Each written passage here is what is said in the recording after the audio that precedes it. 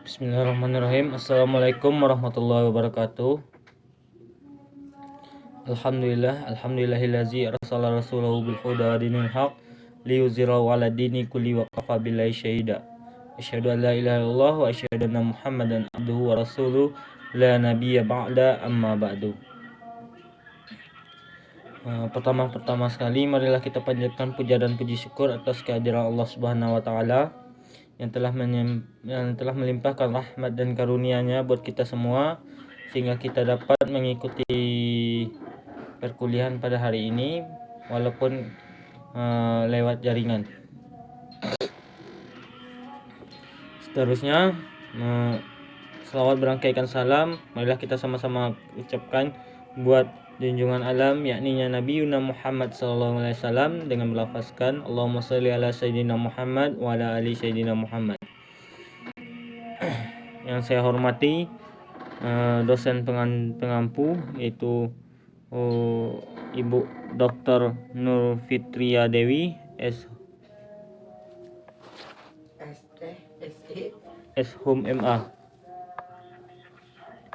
Seterusnya rekan-rekan dari semester 1 SB 2021. Baiklah, tanpa memperpanjang kata-kata mukadimah, langsung saja kami dari kelompok 4 ingin menyampaikan materi sejarah peradaban Islam, perkembangan Islam periode Madinah yang akan disampaikan oleh teman-teman Dila Putri Ayu, Raja Nur Hikmah, dan saya Rahmat Ade Saputra. Assalamualaikum warahmatullahi wabarakatuh. Perkenalkan, nama saya Dila Putri Ayu, NIM 1221051. Baiklah, saya akan membacakan materi tentang perkembangan Islam periode Madinah. Pembahasan yang pertama yaitu hijrah ke Madinah. Nabi Muhammad SAW menjalankan tugas risalahnya untuk mengembangkan dakwah yang pertama kalinya adalah di Mekah. Setelah itu, beliau melirik kota Yastrib atau sekarang dikenal dengan kota Madinah untuk merencanakan dakwah selanjutnya di kota itu. Yastrib adalah daerah sasaran dakwah Nabi yang dianggap cocok untuk mengembangkan dakwah Islam. Hal itu didasari atas pertimbangan bahwa masyarakat Yastrib adalah masyarakat yang pluralis dan multi etnis, suku dan agama. Suku Aus dan Khazraj yang selalu bentrok lantaran tidak ada pemimpin yang dapat mempersatukan mereka. Sedangkan agama Yahudi yang mereka anut adalah agama Samawi yang telah mengetahui akan kedatangnya seorang nabi. Berawal dari respon orang-orang Yastrib Madinah yang datang ke Mekah pada bulan haji atau kemudian dikenal dengan perjanjian Akabah, di sisi lain, hal tersebut juga tidak bisa lepas dari pribadi Nabi Muhammad SAW yang jujur keberhasilan dakwah Rasulullah SAW. Pada waktu itu bisa dilihat dari orang-orang Yastrib baik ketika perjanjian Akabah 1 maupun 2, di mana mereka mau mengubah sikap dan perilaku mereka bahkan bersedia menjadi pelindung Rasulullah SAW. Adapun beberapa faktor penyebab hijrah Rasulullah ke Madinah yaitu sebagai berikut. 1. Bai'at yang dilakukan oleh kaum Aus dan Khazraj merupakan sebuah perjanjian di antara Nabi Muhammad SAW dengan orang-orang yang berasal dari suku Aus dan suku Khazraj yang tinggal di Yastrib yang dilakukan pada 2 musim haji, yaitu 621 sampai 622 Masehi. Ketika itu mereka berjanji kepada Nabi Muhammad SAW untuk melindungi Nabi Muhammad SAW dan segenap umat Islam jika hijrah ke Madinah. Yang kedua yaitu pemboikotan yang dilakukan oleh kaum kafir Quraisy kepada Rasulullah dan kaum muslimin. Pemboikotan ini ditulis di atas plakat yang digantung di dinding Ka'bah yang tidak akan dicabut kecuali Rasulullah menghentikan dakwahnya. Pemboikotan ini berlangsung selama 3 tahun dan dampaknya amat dirasakan oleh kaum muslimin ketika itu. Penderitaan dan blokade ekonomi itu sangat mengancam kehidupan mereka. Tetapi semangat mereka tidak pernah surut untuk membela Rasulullah SAW dan agama Islam. 2. Langkah dakwah Nabi Muhammad SAW di Madinah. Nabi Muhammad SAW tiba di kota Madinah tahun 622 Masehi. Kehadiran Nabi Muhammad dan umat Islam di kota Madinah menandai zaman baru bagi perjalanan dakwah Islam.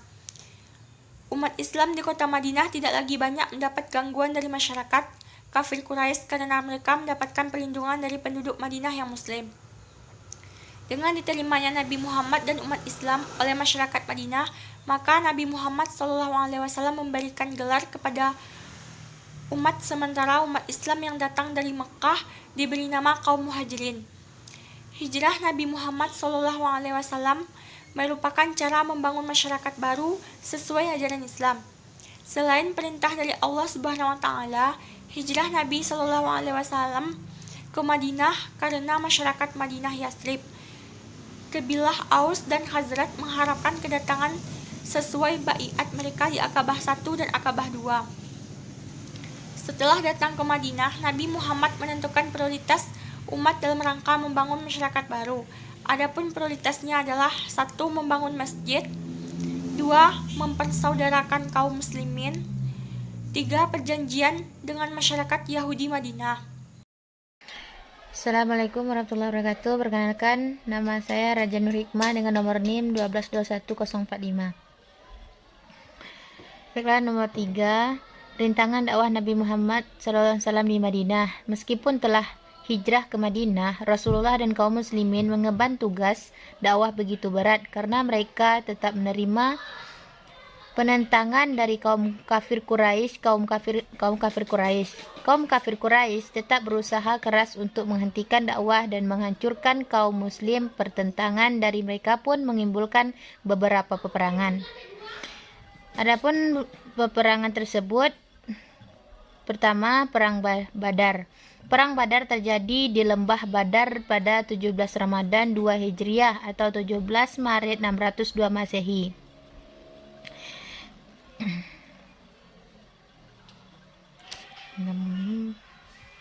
Dan yang kedua, Perang Uhud. Setelah kalah dari Perang Badar, kafir Quraisy Mekah merencanakan untuk menyerang serta besar-besaran terhadap umat Islam. Pada bulan Ramadan tahun 3 Hijriah atau 602 Masehi, 25 Masehi, mereka berangkat menuju Madinah dengan membawa pasukan yang terdiri dari 3.000 pasukan berunta, 200 pasukan berkuda, dan 700 orang pasukan berbaju besi di bawah pimpinan Khalid bin Walid. Nabi Muhammad SAW mengetahui rencana itu melalui sepucuk surat dari Abbas bin Abdul Muthalib, pamannya yang sudah menaruh simpati pada Islam pada mulanya.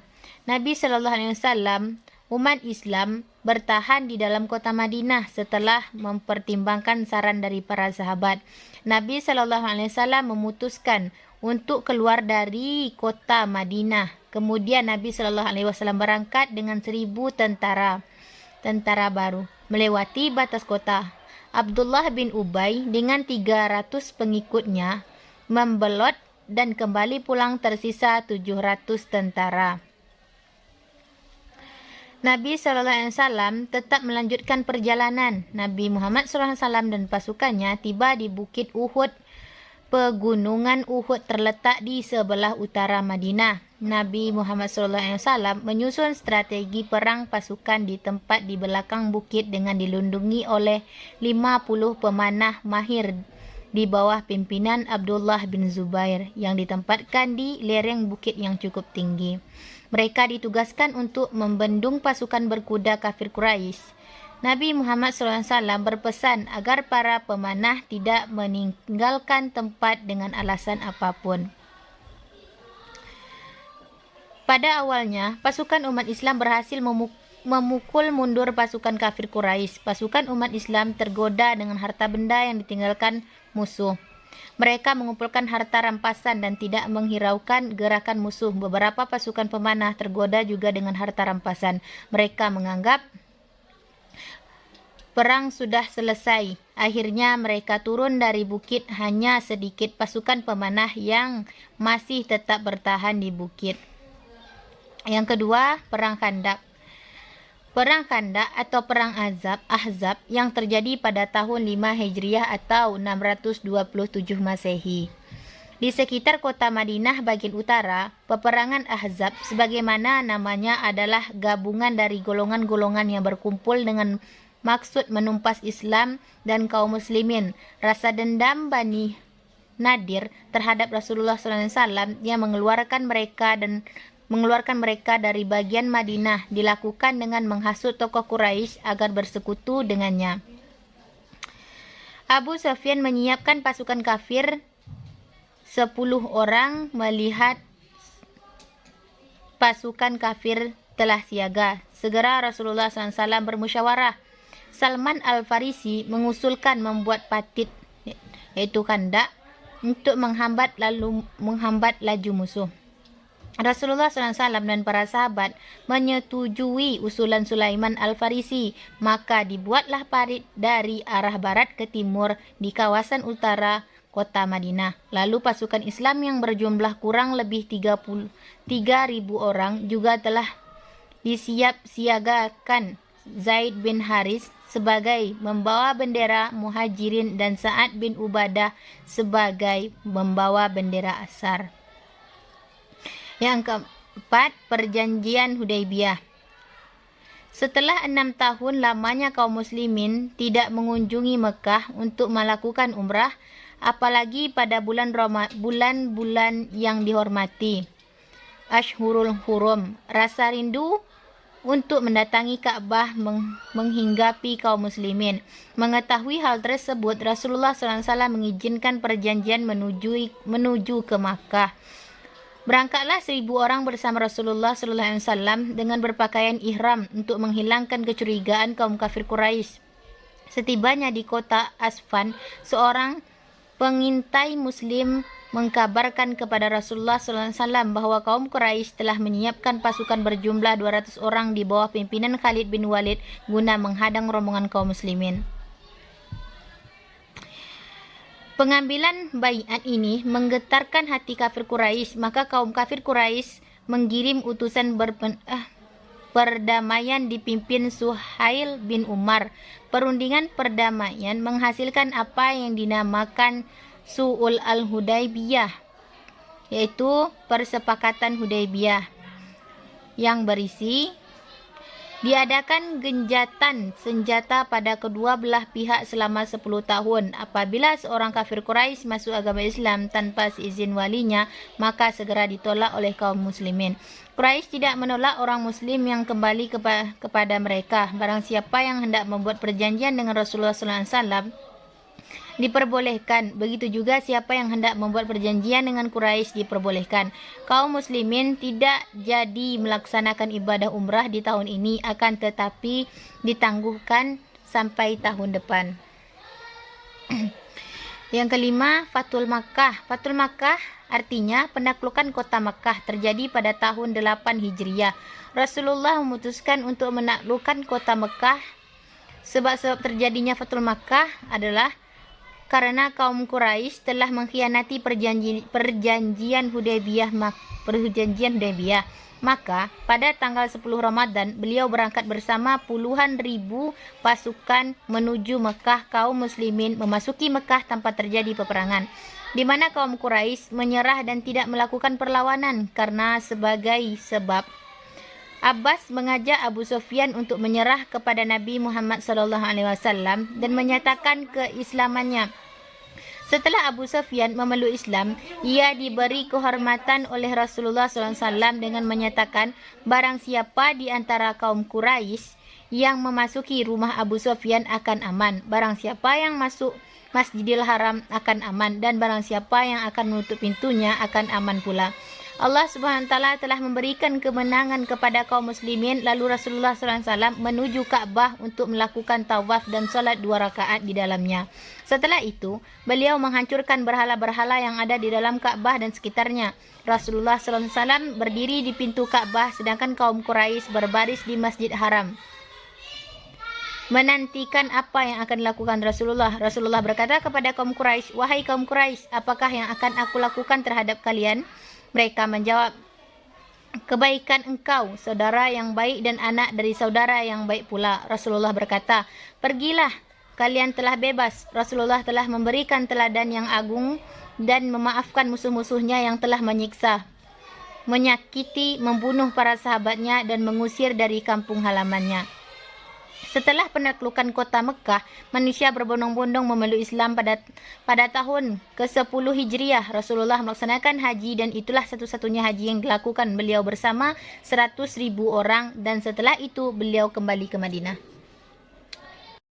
Baiklah, terima kasih kepada pemakalah yang telah menyampaikan isi makalahnya.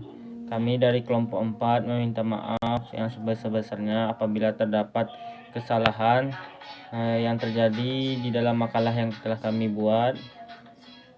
Perbanyak maaf. Wabillahi taufik ila aqwamit thariq. Assalamualaikum warahmatullahi wabarakatuh.